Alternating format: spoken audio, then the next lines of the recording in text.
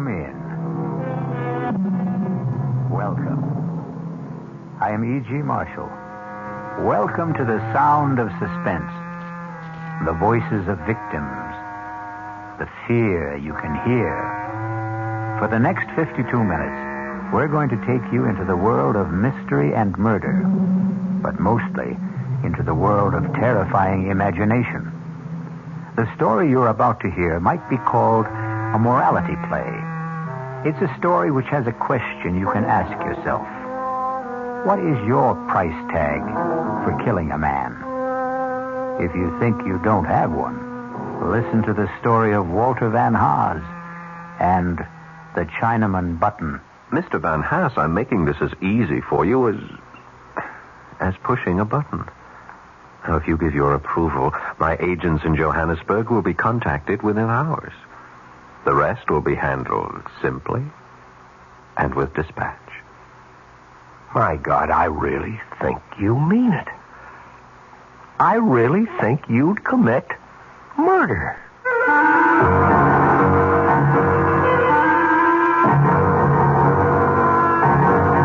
Our mystery drama, The Chinaman Button, was written especially for the Radio Mystery Theater by Henry Slessor and stars Paul Hecht. It is sponsored in part by the Kellogg Company, makers of Kellogg's Special K cereal. I'll be back shortly with Act One.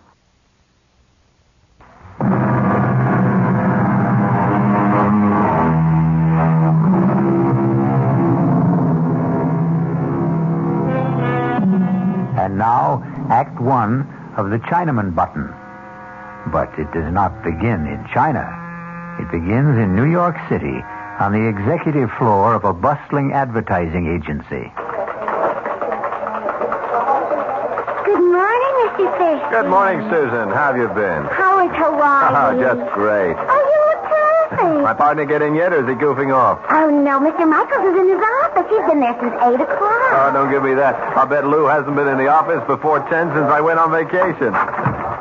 Well, what do you know? There you are, just like Susan said. Hello, Phil.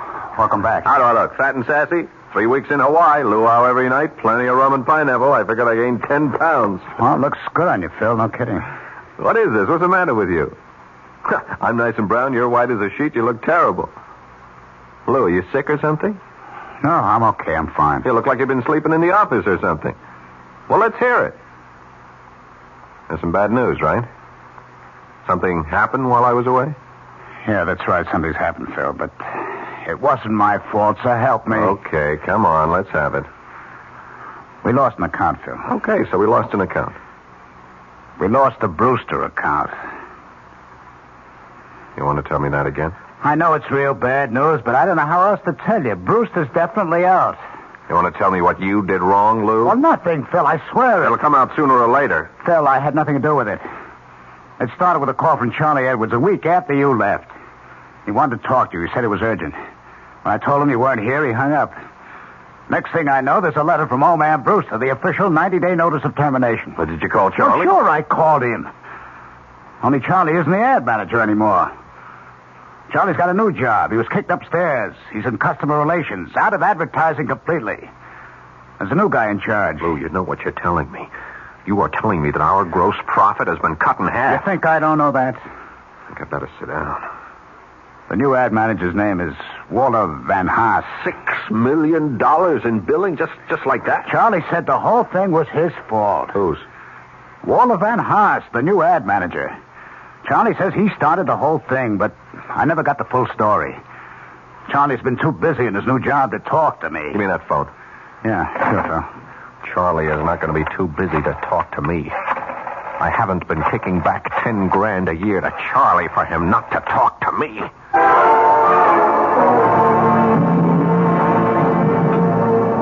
You want to know who Walter Van Haas is? I'll tell you, Phil. He's a Boy Scout, and he won his merit badge for backstabbing. So Walter Van Haas is a backstabber. How did he get close enough to do the job? He's my assistant. He's been my assistant for like 8 months. How come I never knew him? Because that's the kind of guy Walter is. He keeps in the background. He's a mouse, Phil. A $200-a-week mouse. Only this mouse roared like a lion, right? 2 weeks ago, he came running into my office with a box full of invoices. It seems he was conducting a private investigation, Phil. Can you believe that guy? He was checking into all the supplier bills you guys sent over. He was actually checking out every engraver, every stat house, every printer, every artist bill. Phil, he found overcharges like 50, 60, even 100%. You were his boss, Charlie. Why didn't you tell him what to do with his invoices? He thought I'd be shocked. He wanted us both to go to old man Brewster and expose your agency. That's when I did the only sensible thing. And what was that? I offered him part of my take. A third of it. Phil, he practically turned blue when I offered him that money. Him take a bribe, the Honorable Walter Van Haas. Are you kidding me? It could have been the whole 10,000, and it wouldn't have been enough. It was a matter of principle. You dig? No, I don't. He didn't tell Brewster about my offer. He wouldn't rat on me. That was part of his code, too, but he did tell the old man about the phony charges. I couldn't stop him.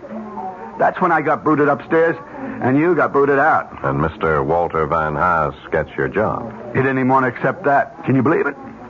Old man had to twist his arm to get him to accept it, and a $50-a-week raise. What is this guy, some kind of a fanatic? I don't know how to describe Walter. He's so square. He's so honest. I swear it's true. You couldn't budge this guy for $1 million. $1 million, $1 million. The great American words. The incantation of the American dream. Charlie, did you ever hear of the Chinaman Button? The which? When you were a kid. Didn't anybody ever ask you about it? It's kind of a puzzle. I guess you could call it a moral dilemma. No, I never heard of it. What's a Chinaman Button? It goes like this. Now, suppose you were told that by simply pressing a button, you could kill the Chinaman, thousands of miles away. A Chinaman whose fate meant nothing to you, no more than the fate of a fly on a table. And yet, by pushing this button, by sending just one anonymous Oriental to his death, you would receive $1 million. Tax-free. What would you do, Charlie? I don't know. Press the button, I guess. Sure, that's right. You'd press the button. I'd press the button. Even Walter Van What's-His-Face would press the button. No, not him. Not that guy. Oh, yeah, sure, he would, Charlie. No, I really don't think so, Phil. Walter would think about it and begin wondering if that Chinaman might not have a wife and kids. Walter does. He's got 5 kids, as a matter of fact. You're wrong, Charlie. Everybody's the same when it comes to money. It's the great leveler. No, I really mean it.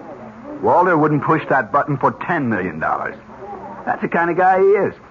And that's why you don't have the Brewster account anymore. He pushed that button just like anybody else. Okay. What's the difference? There isn't any Chinaman Button. So what's the difference? That's right. There isn't any Chinaman Button. Or is there?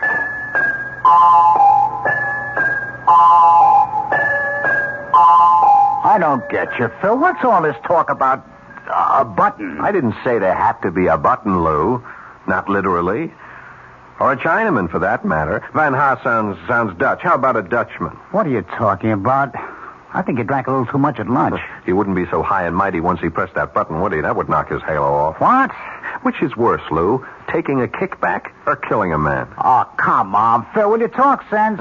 We'd have him right where we want him. We could call the shots then, Lou. We can get Charlie his job back. We might even get our account back. Oh, for Pete's sake, Phil, will you tell me what you're talking about? Better. I'll show you what I mean. Only first, I gotta compose a letter. A letter to who? Don't rush me. This has got to be done right. We're going to have to print up a special letterhead, something that really looks authentic. Somebody in the art department can do that. But what for? Here, let me use that portable of yours. We'll have to find one of those services that post letters from overseas. Dear Mr. Van Haas, you're writing this guy? Yep. What are you going to say to him? I am going to offer him the American dream, Lou.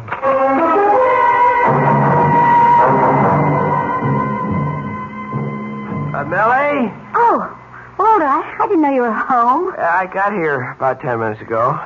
I was looking through the mail. How are you? Oh, all right. Tired as usual. Isn't it kind of chilly to be out here? Oh, I just had to get out of the house. Kids have been impossible all day. You know how hard it rained this morning. Yes, I know. Honey, did you see the letter? The one from South Africa? Oh, yeah, sure, I noticed it. Say the stance, will you? Peter wants it. Yeah, Millie, do you know what the letter's about? No, can't imagine. You don't know anyone in South Africa, do you? Of course not. But somebody there knows me. It's from some law firm. Look at the letterhead. Uh-huh. Dries Hertog and Berenbroek? What a name. It's Dutch, I guess. Dries Hertog and Berenbroek. 200 Commissioner Street, Johannesburg, South Africa. Read it, huh? Well, it says, Dear Mr. Van Haas, our firm is collecting data for record-keeping purposes concerning the surviving family of one of our clients. Would you be so good as to confirm the following facts? Your name, Walter Van Haas. I can confirm that, all right. Well, go on. Read the rest. Your father's name, Benjamin Van Haas. Right again. Your mother's name, Sylvia Reach. I didn't know your mother's name was Sylvia. She always hated the name. That's why she called herself Sally. Anyway, now let's see. Paternal grandparents, Jan Van Haas, Elsa Voort. If the foregoing facts are not correct, would you kindly advise us by return mail? Well, I just saved some postage anyway. Is that all it says? Now, just one more sentence.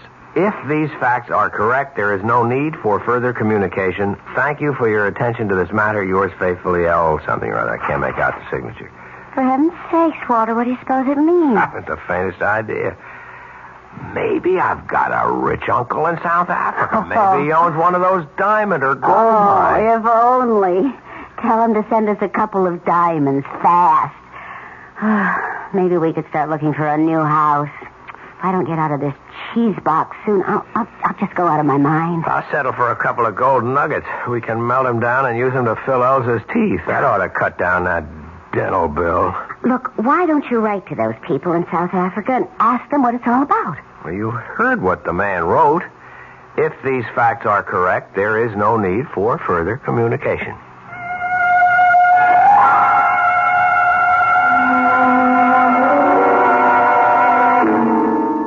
Thank you for your attention to this matter. Faithfully yours, Scribble. How does that sound, Lou? Sounds like the real thing, Phil. Look at that letterhead. Is that perfect or is that perfect? Harry Twinner in the art department did it. Use the transfer type you just rub on the paper. You can't tell it from the real thing. Well, where'd you get the names from? Van Haas's family? I got them from Charlie Edwards, right out of the files at the Brewster Company. You really got it mailed from South Africa? Yeah, straight from Johannesburg. Airmail special delivery. Should have arrived by now. Phil, it's crazy. You're going to all that trouble just for a joke on the guy? It's not a joke. It's serious business. Hand me that phone. Yeah. What are you doing now? Hello, Brewster Company? Mr. Van Haas, please. My name is Thompson. Just tell Mr. Van Haas that I wish to speak to him in connection with South Africa. I'm sure he'll understand. Yeah, I'll wait. So, will you please tell me what you're doing? I'm going to make an appointment with this man, Lou. I'm going to make a deal with him. For the Chinaman Button.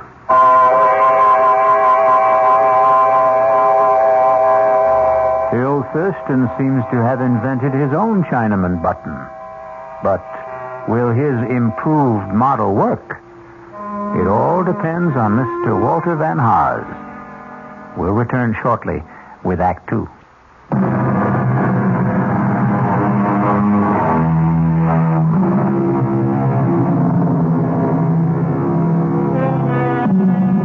Now, let's go back to Phil Thurston. Or rather, let's go back to Mr. Thompson, since that's the name Mr. Thurston used to make his reservation at the Ebb Tide Restaurant in downtown Manhattan. Nice of you to come all the way downtown to meet me for lunch, Mr. Van Haas. That's okay. I'm sorry I don't have a permanent office, so a place like this is convenient for me. You still haven't told me what business you're in, Mr. Thompson. I would have come to your home for this meeting, but I didn't want to disturb your wife and children. You do have children, don't you? I sure do. 5 of them. How old are they? Stepladder. 2, 4, 6, 8, 10. That's a lot of mouths to feed. Yep, and teeth to fill. I don't doubt it. Did you say that you were with that law firm in Johannesburg, Dries Hartog, and... Sorry, I can't remember the last name. I'm not sure I could pronounce it if I did. Your family is Dutch, isn't it? Yeah, my grandparents were Hollanders, but the rest of us are strictly Yanks. Well, the answer is no. I don't come from the attorneys in Johannesburg, but I wanted to talk to you about their letter. Frankly, we couldn't figure it out, Millie and I. That's my wife. I don't remember having any relatives in South Africa, and neither does my father. Oh, your dad's alive, then? Yes, he lives in Allentown. I called him, but he didn't have any answers. Well, maybe I can help. You see, there is a relative, but a very distant one of those cousins 4 and 5 times removed. What's his name? Oh, it wouldn't mean anything to you if I told you. Yeah, but you do know his name. It is my business to know such things. Well, that brings us back to the original question, doesn't it? About what business you're in. The person who told me the name of your relative was a clerk in the offices of Dries, Hartog, and Berenboek. He works for them, but you might say that he's on my payroll, too.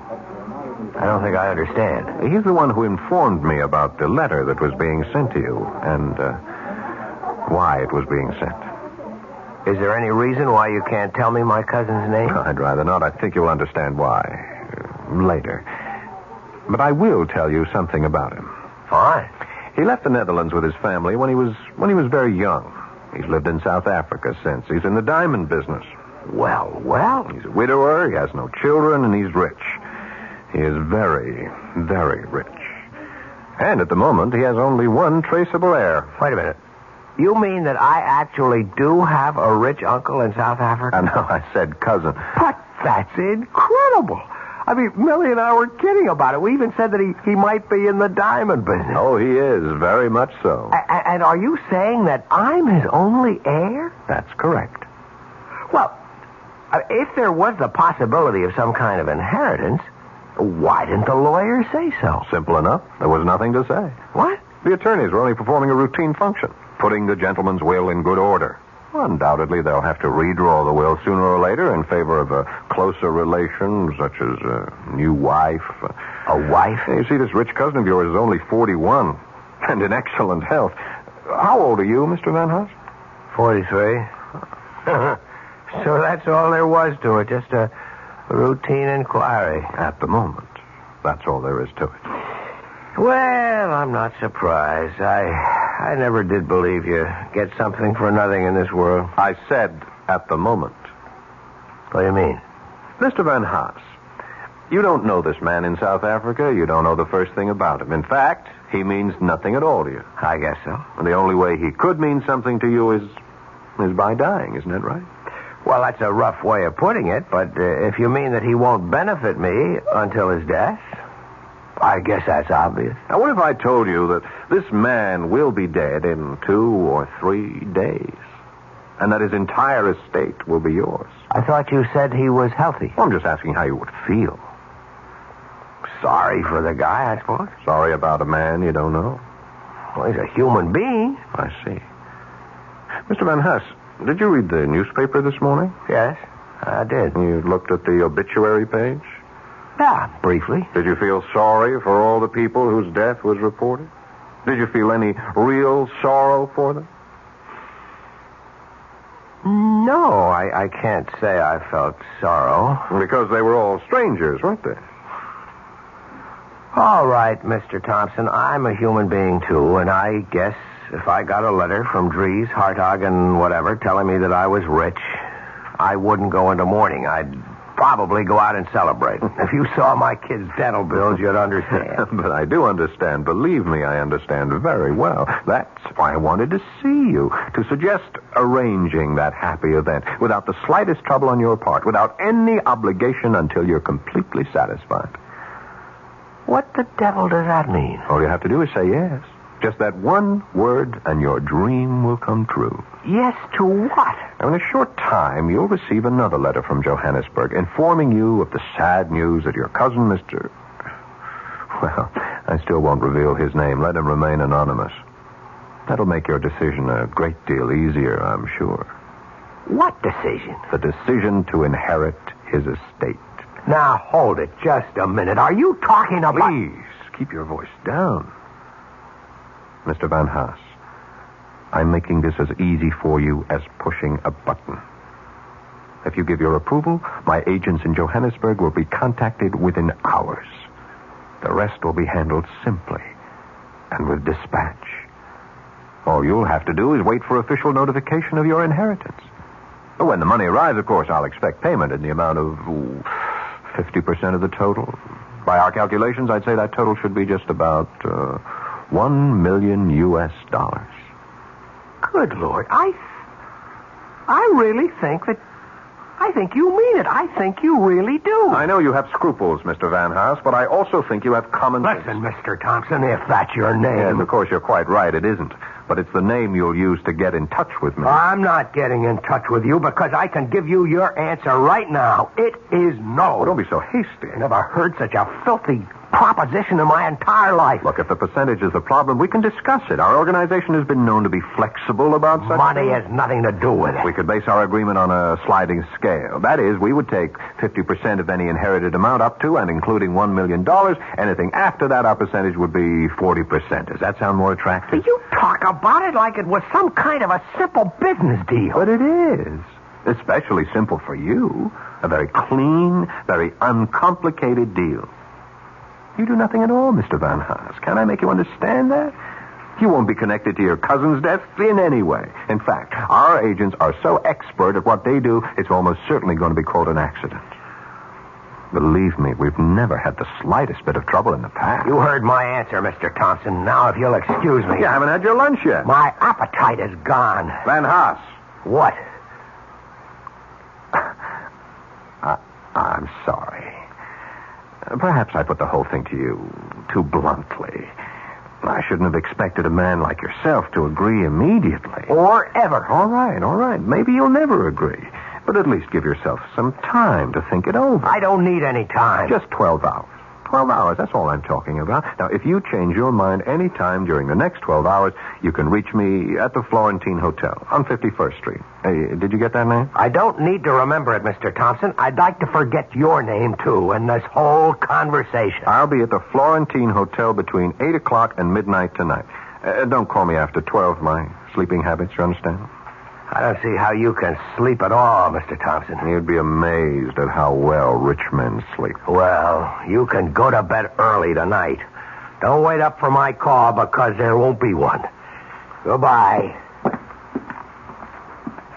So long, Walter. I'll be hearing from you.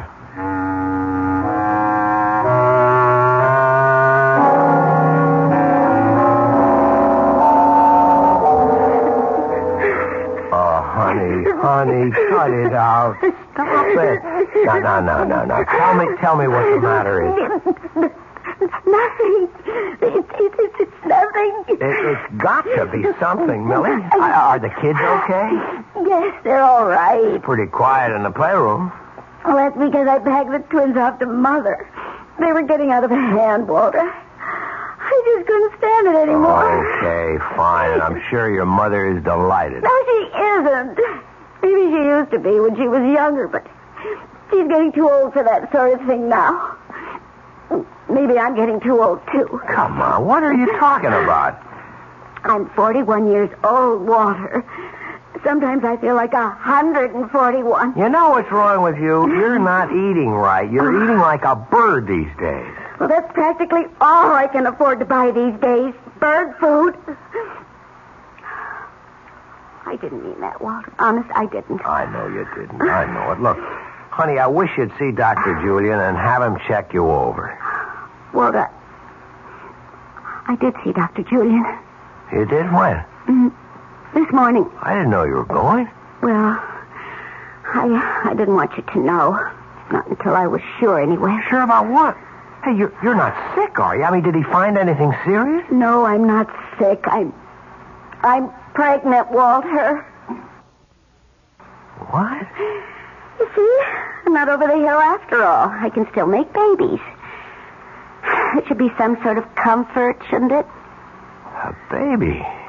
Dr. Julian shook his finger at me and said he was going to call you sometime and give you a lecture on the population explosion. Well, that's just great, honey. No, Walter, it's not just great. Oh, honey, don't pretend to be happy about it. I just can't. Well, it's not the end of the world. Oh, that's right.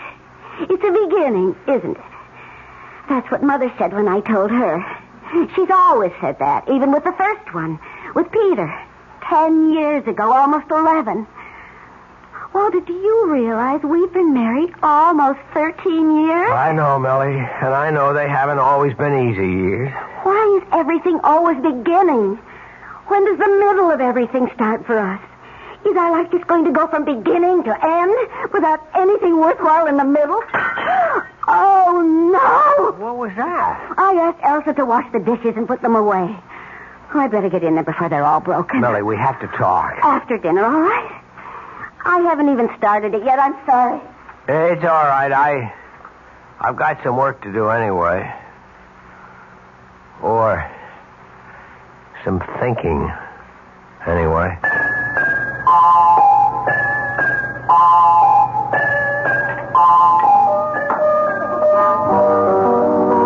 That's right, Charlie. I'm staying downtown tonight. Ah, you got something going for you, Phil? You might say that. Oh, you bachelors really have a good life. Where does she live? Pat around here? Actually, I took a hotel room for a couple of days at the Florentine. She wouldn't have a friend, would she? Well, I could call Louise and tell her I have to work tonight. Nah, forget it. She'll never buy that. My wife's got a built-in lie detector. Don't eat your heart out, Charlie. This is strictly a business proposition. Yeah, I know your business propositions, Phil. Monkey business. You're trying to get a new client for the agency, right? Something like that. How do you think it looks? Will you get the deal? Charlie, I'm almost dead sure of it.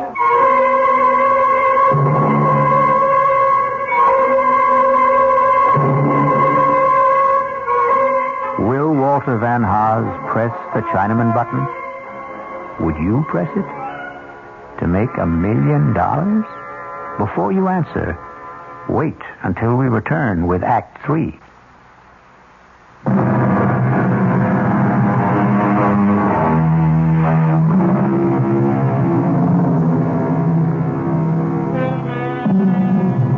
Now let's pay a visit to the Florentine Hotel. It's a posh little hotel with all the conveniences. And in room 610, there's a gentleman registered under the name of Thompson.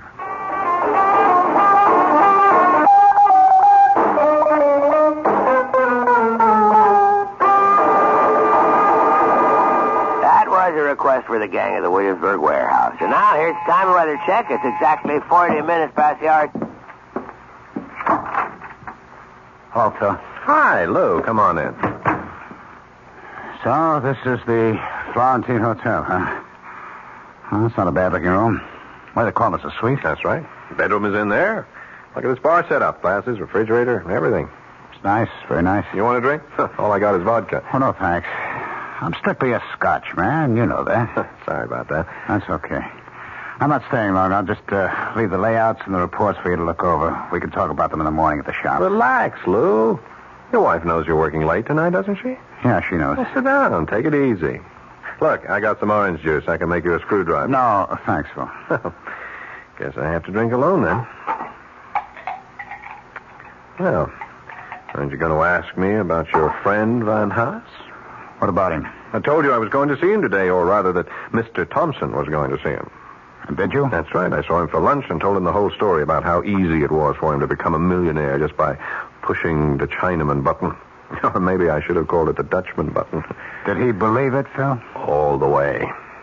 But did he go for it? I mean, about having the guy in South Africa killed. No, he wouldn't go along. So Charlie was right. He said no because he was scared. He was afraid that he was getting into something too deep for him. Well, maybe that wasn't it, Phil. Maybe he is the kind of guy Charlie says he is. Maybe he was that kind of guy, Lou. And that was before he ever got really tempted. A lot of people are honest because they never had anything worth being dishonest about. Am I right? You don't think much of people, do you? I think people are people, that's all. Open your eyes, Lou. Look at what's happening all around you. Everybody's on the grab. You don't know that by now. You've been living in a cave all your life. All right. I don't want to argue with you. Everybody's corruptible, Lou. Everybody. High and low. Yeah, it sure looks like it these days. These days, old days, any days. We're just hearing more about it now. That's the only difference. But there are limits, Phil. I mean, like what you offered Van Haas. Well, let's face it, you were talking about murder. Maybe that's the word that came to his mind, too. But when he thinks it over, he'll give it a different name. He'll come to the conclusion that all I was talking about was pushing a button. You mean you still think he'll say yes? I told him to call me here. That's why I took this suite at the hotel under the name of Thompson. So that's what it was. And I figured, I don't know, that you had some chick you didn't want to know your right name. I told Van Haas to call me here any time before midnight, in case he changed his mind. Before midnight? It's almost 11 o'clock now. That's right. Well, why did you give him a deadline? Because he needs one. We all need one, or we postpone things forever. Phil, I don't think he'll call. Why not? I think the guy's already made up his mind. Oh, no, he hasn't. He's watching the clock right now, just as we are. He's watching those hands move towards 12, thinking about how simple it would be to pick up the phone and call. You see, that's the beauty part of the whole thing. The simplicity. You remember that old camera slogan? You press the button, we do the rest. No, I don't think you're right. I don't think he'll do it. I can see him right this minute, Lou. Maybe he's in bed, looking up at the ceiling. Maybe he's locked himself up in the study, and he's telling himself all the reasons why he shouldn't say yes. Then he wonders if he's really fair to make the decision all by himself. I mean, there's his wife, too. He remembers all the little deprivations, all the promises he made to her when they were younger, those trips to Europe, the mink coat. And then there are the kids, of course. 5 kids, Lou. Think what that money would mean to them. He's really moved by the thought of the kids. You know, maybe I'll have a drink after all. He's not thinking of himself, of course. No, he doesn't count. The things he would like to do, the places he wants to see, or that car he wants to own. You ever know a man who didn't want some car he couldn't afford? Yeah.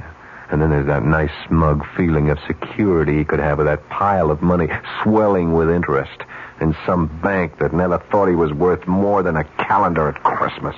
Well, maybe he is thinking all that, Phil, but just the same, I don't think he'll call.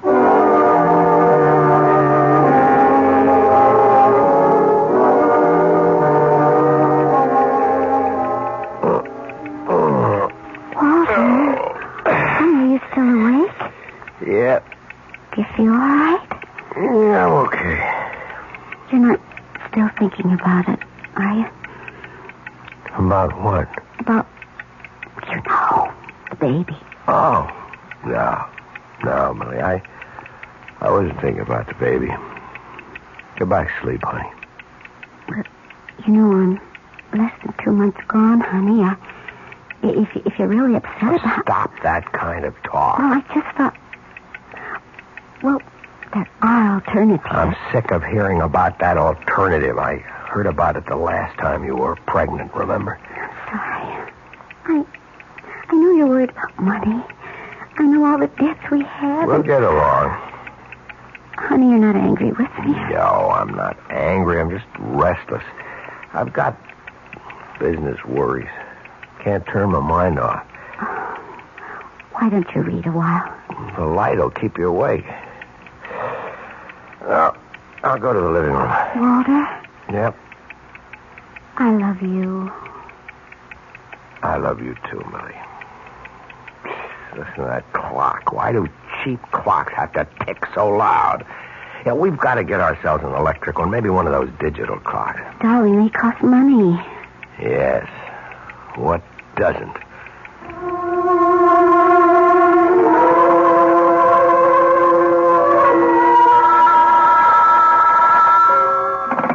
Hello? Oh, yeah, I ordered the scotch. Oh, you can, huh? All right, thanks. Boy, Lou, room service can't deliver from the bar after 11:30. That's okay, Phil. I don't really want to drink anyway. I'm almost out of liquor myself. You're almost out of time, too. 11:45. See, I just can't believe it. I can't believe that guy could be that stupid. Is that what you call it? Of course. I mean, who wouldn't jump at a chance like this? Lou, I'm making it so easy for him, so painless. Easier than scratching along on a paycheck shot through with deductions. Easier than bowing and scraping every day of your life to people whose guts he hates. You know old man Brewster. Can you imagine having to be nice to that guy every day? We did it. Yes. That's why I know. Oh, Phil. I think you're taking this joke much too much to heart. You're letting it mean too much to you. There's still time left for him to call. But he won't. And he's probably getting panicky right now. What about you, Phil? He sees the whole thing slipping away from him. He's telling himself how dumb he is. He's telling himself that the Chinaman doesn't mean a thing to Dutchman. him. He's telling himself that he's got a bigger duty, a greater responsibility to his wife, to his kids, even to himself. When you forget it, it's over. No concern of his what happens 7,000 miles away. He doesn't have to dirty his hands. All he has to do is call. You're lost, Phil. Why don't you admit it?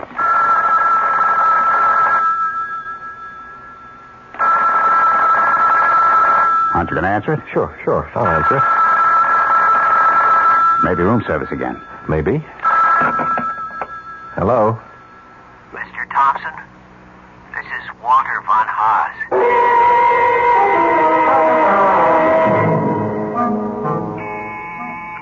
Okay, I'm coming. Who is it? Room service. Ah, breakfast. Come on in, I'm starving. Yes, sir. Are you sure those scrambled eggs are hot? They tasted like rubber yesterday morning. They should be all right, sir. Yeah, well, you tell the chef he'll hear from me if they aren't. Yes, sir. Will you sign right here, sir? Okay. There we are. Thank you. I'll be back later for the table. Half an hour, that's all I need. Yes, sir. I guess my shower's going to have to wait. Oh, now what? Hello. Phil, it's Lou. Oh, hi, what's up? How come you're still at the hotel? I thought you were just going to stay there 1 or 2 days.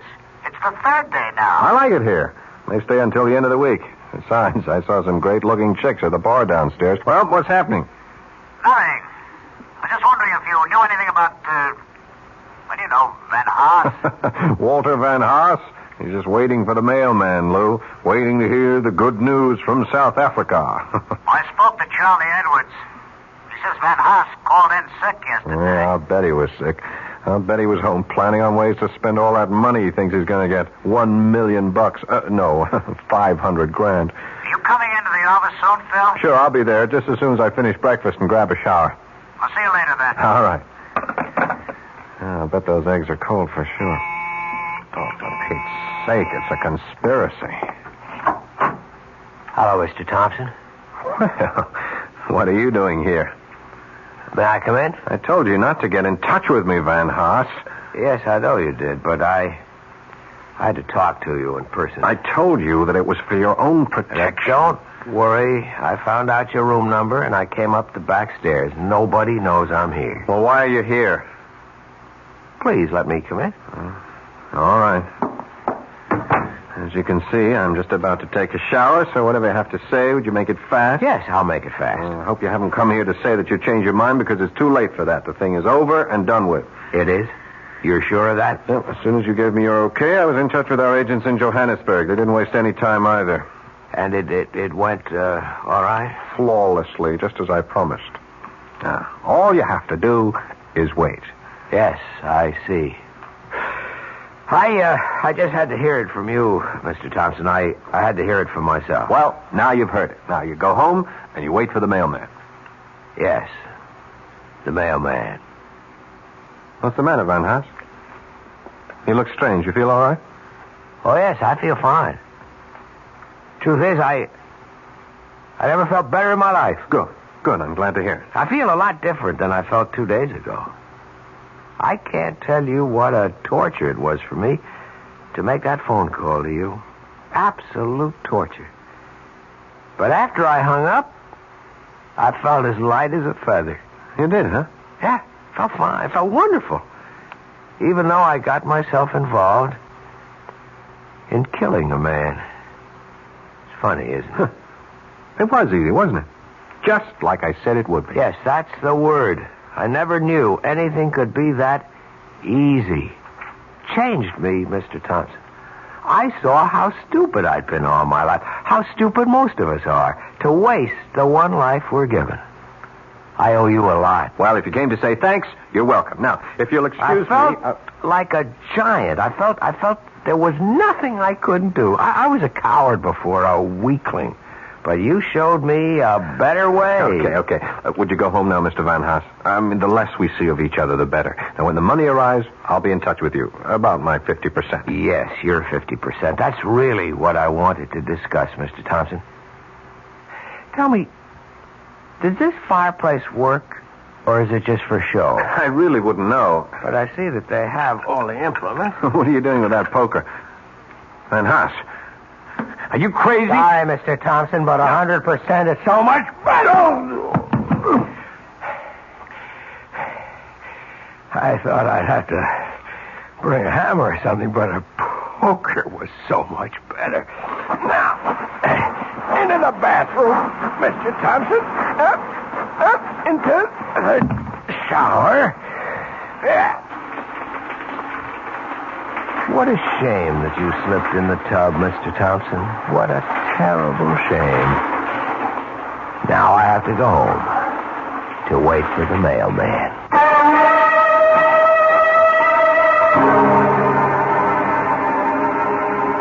There's an old saying.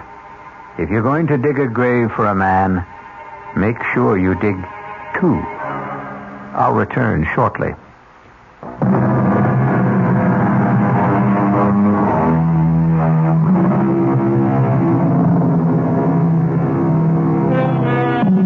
Ready for an instructive statement? It goes like this. The wonderful thing about radio is that it can be enjoyed in complete darkness. And isn't darkness the natural medium for mystery? Our cast included Paul Hecht, Ralph Bell, Mason Adams, Evie Juster, and Will Hare. The entire production was under the direction of Hyman Brown. Now, a preview of our next tale. You know the saying, if you can't lick 'em, join 'em? Come on. I decided to join you, Jason, to do business your way. I want a certified check for $50,000.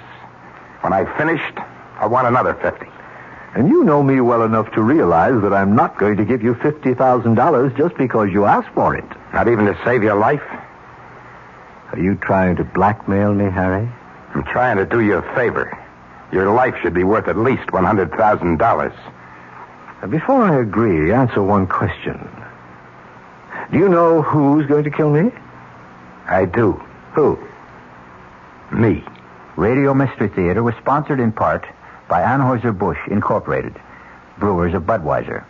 This is E.G. Marshall inviting you to return to our Mystery Theater for another adventure in the macabre. Until next time, pleasant dreams.